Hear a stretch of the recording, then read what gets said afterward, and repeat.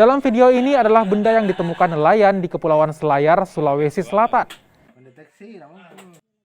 Benda yang mirip rudal ini akhirnya dibawa menggunakan KRI Fathahillah 361 menuju Lantamal 6 Makassar untuk diteliti.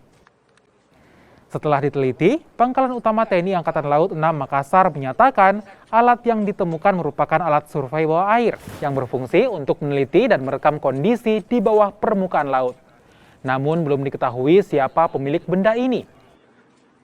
TNI Angkatan Laut juga mengatakan akan lebih detail dalam melakukan pengawasan keamanan laut, khususnya di perairan Selayar, Sulawesi Selatan, mengingat sejauh ini ada 3 alat yang ditemukan di perairan Selayar, yakni 2 alat side scan sonar dan 1 alat sea glider.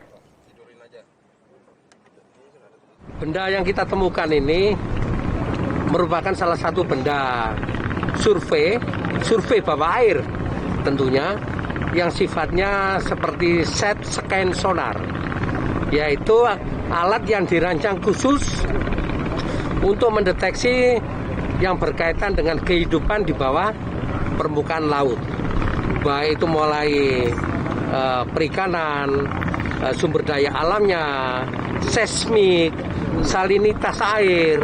Kalau seandainya untuk kepentingan pembangunan nasional, misal perikanan, ada gas dan sebagainya, tentunya bisa. Tapi ada kalanya memang data-data seperti ini untuk kepentingan militer.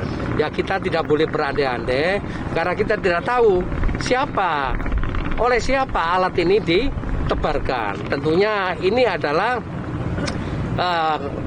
suatu kewaspadaan buat kita. Komisi 3 DPR RI temukan